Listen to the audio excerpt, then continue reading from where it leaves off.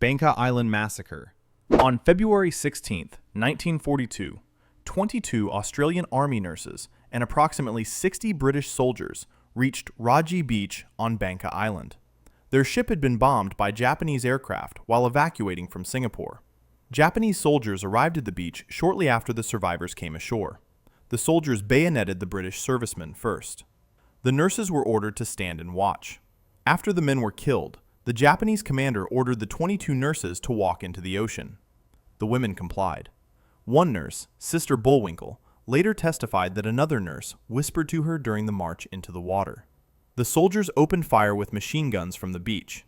21 nurses were killed. Sister Vivian Bullwinkle survived by remaining underwater beneath the bodies.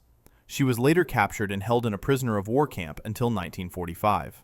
Bullwinkle testified at the Tokyo war crimes trials. She was instructed not to mention evidence of sexual assault. In 2019, historical research confirmed that the nurses were sexually assaulted before execution. The Australian government suppressed this information for 70 years.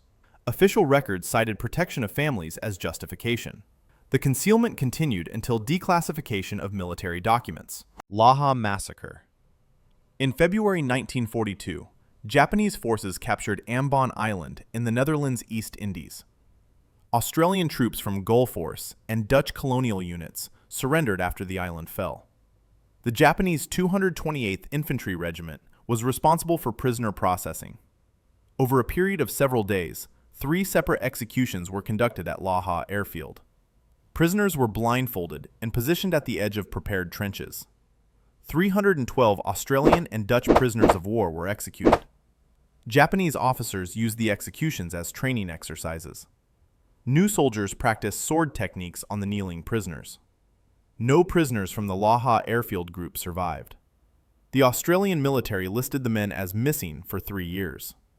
Their exact fate remained unconfirmed until mass graves were discovered in late 1945. Commander Takeo Ito was tried and sentenced to death in 1946. Other officers received life imprisonment. The graves were exhumed by Allied investigators. Families were not informed of the specific manner of death. Official casualty reports used standard killed-in-action designations. PARIT Swaleh Bridge killings. In January 1942, elements of the 2nd/19th and 2nd/29th Australian battalions and the 45th Indian Brigade were cut off near PARIT Sulong in Johor, Malaysia. The Imperial Guard Division had advanced beyond their position. 145 wounded Allied soldiers were unable to retreat. The Japanese commander refused requests for medical evacuation. The wounded were confined to a small shed. Interrogation and torture were conducted over several hours. Japanese forces used bodies of dead and dying prisoners to reinforce a damaged section of bridge. Tanks and trucks crossed over the bodies. The remaining prisoners were moved to an open area. They were machine-gunned in groups. Survivors were doused with petrol and set on fire. Japanese soldiers continued their meal service nearby during the executions. 2 Australian soldiers survived and escaped. General Takuma Nishimura was identified as the commanding officer responsible. He was tried and executed by hanging in 1951, specifically for this incident. SUEZ MARU Hellship Massacre. On November 29, 1943, the Japanese freighter SUEZ MARU was transporting 548 British and Dutch prisoners of war across the Java Sea. The vessel was torpedoed by the American submarine USS Bonefish. The ship sank rapidly.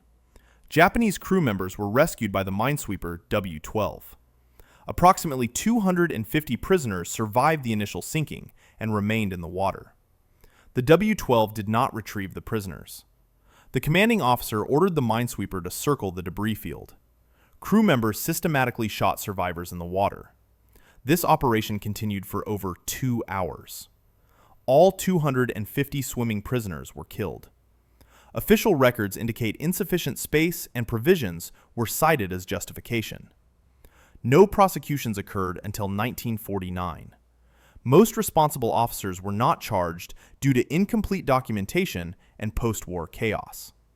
The incident was classified as a secondary war crime. Investigation files remained sealed until the 1970s. Sandakan death marches. Between January and August 1945, the Japanese command ordered evacuation of the Sandakan prisoner of war camp in North Borneo. 2,434 Allied prisoners were held at the facility. Most were Australian and British servicemen. Prisoners were already malnourished and suffering from tropical diseases. The forced march to Ranau covered 260 kilometers through dense jungle. Camp administrators implemented what was later termed rice sabotage. Rice rations were deliberately mixed with glass shards and lime powder. This caused internal hemorrhaging and accelerated deterioration. Prisoners who fell behind on the march were immediately killed. Bodies marked the trail at regular intervals. Of the original 2,434 prisoners, 6 survived. All 6 were Australian soldiers who escaped during the march. The survival rate was 0.25%. Every prisoner who completed the march to Ranau died at the destination camp. Captain Hoshijima Susumi was tried and executed for his role in camp administration. This remains the highest casualty rate of any single atrocity against Australian forces. Unit 100. Unit 100 operated from 1936 to 1945 in Mokhotan, south of Changchun in occupied Manchuria. Official designation was the Kwangtung Army Horse Disease Prevention Shop. Actual function was development of epizootic warfare. This referred to biological weapons targeting livestock and agricultural animals. Research focused on anthrax, glanders, and rinderpest. The objective was collapse of enemy food production systems. Human subjects were used to test animal-to-human disease transmission. Estimated casualties number in the hundreds. Experiments included injection of animal blood and concentrated pathogens. Researchers documented the speed of lung tissue liquefaction. In 1941, Unit 100 conducted a field test along the Soviet border. Rivers were deliberately contaminated with biological agents. Thousands of cattle in border regions died from induced infections. All operational records were burned before Japanese surrender. Personnel were integrated into post-war medical and agricultural institutions. No prosecutions occurred. American occupation authorities granted immunity in exchange for research data. Most staff members continued careers in veterinary medicine and public health.